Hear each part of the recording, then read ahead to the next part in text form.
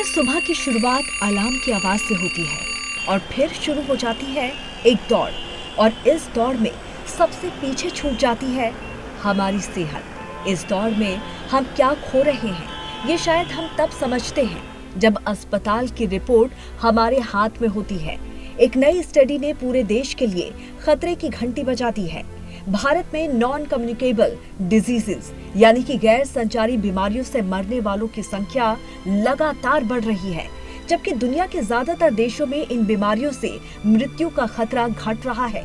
जी हाँ, तनाव, दौड़ भाग, फास्ट फूड और थकान आज की मॉडर्न लाइफस्टाइल का ट्रेंड यही है। ये सब मिलकर एक ऐसी खामोश महामारी को जन्म दे रही हैं, जो बिना शोर किए लाखों जिंदगियां निगल रही है। और क्या आपको पता है, इस लापरवाही की कीमत जान देकर चुकाई जा रही है। आइए सबसे पहले जानते हैं कि क्या है एनसीडीएस और क्यों है ये इतनी खतरनाक। एनसीडीएस यानी कि नॉन कम्युनिकेबल डिजीजेस, ये बीमारियां जो व्यक्ति को लंबे समय तक घेरे रखती है। ये बीमारियां संक्रमण से नहीं बल्कि हमारी जीवन शैली से जुड़ी होती हैं। हृदय रोग, मधुमेह, कैंसर और श्वसन रोग जैसी बीमारियां। इन बीमारियों का एक ही कॉमन दुश्मन है और वो है खराब लाइफस्टाइल। द लेसेंट में छपी इस ग्लोबल स्टडी ने 2000 से 2019 तक के आंकड़े खंगाले हैं और इसके तहत 204 देशों में कैंसर, हार्ट अटैक, डायबिटीज और लंग डिजीज से मौत की संभावनाओं का विश्लेषण किया है। नतीजा ये निकला कि दुनिया के 150 से ज्यादा देशों में मौत का खतरा टला है, लेकिन भारत में लगातार बढ़ रहा है। भारत में पुरुष और महिला दोनों खतरे में हैं। ऐसे में भारत की गिरती सेहत को लेकर आंकड़े क्या कहते हैं, आपको बताते हैं। द लासेंट जर्नल की रिपोर्ट के मुताबिक पुरुषों में खतरा 2001 में एनसीडीएस से मृत्यु की संभावना थी 56%। 2010 में यह आंकड़ा हुआ 57.8%। 2019 में पहुंच गया 57.9%। महिलाओं में खतरा 2001 में संभावना थी 46.7%। 2010 में 46.6% खतरा बढ़ा। 2019 में बढ़कर हो गई 48.7%। इस रिपोर्ट के मुताबिक हर दूसरा भारतीय पुरुष और लगभग हर दूसरी भारतीय महिला इन बीमारियों के खतरे में है।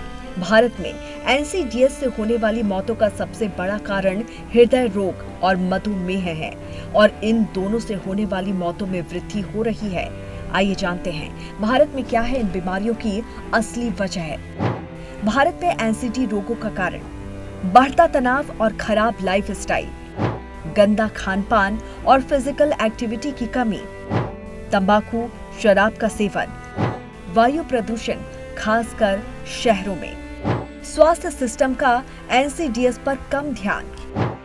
भारत की सबसे बड़ी चुनौती ये है कि हमारी हेल्थ पॉलिसी अभी भी पुराने संक्रामक रोगों पर फोकस करती है, जबकि आज ज्यादातर लोग क्रॉनिक डिसीज जैसे कि हार्ट अटैक, स्ट्रोक, कैंसर के शिकार होकर अपनी जान गंवा रहे हैं। हमारे देश में एनसीडीएस पर पर्याप्त ध्यान नहीं दिया जा रहा है। यही वजह है कि एनसीडीएस के लिए ना फंडिंग है, ना नीति, ना ग्राउंड प्रोग्राम्स का सही कार्यान्वयन। तो इसके अलावा जागरूकता की कमी की वजह से ये बीमारियां अब जानलेवा हो चली हैं। हालांकि ये चिंता सिर्फ भारत की नहीं है, दुनिया के कई और देश इसकी चपेट में हैं। डेनमार्क, जापान, दक्षिण कोरिया और सिंगापुर जैसे देशों में मौत का खतरा 30% से भी कम हुआ। Papua New Guinea, Syria, south Sudan जैसे कई देशों में भी हालत गंभीर है। सबसे बुरा हाल एस्वातिनी में 79.9% है, किरिबाती में 79.2% है।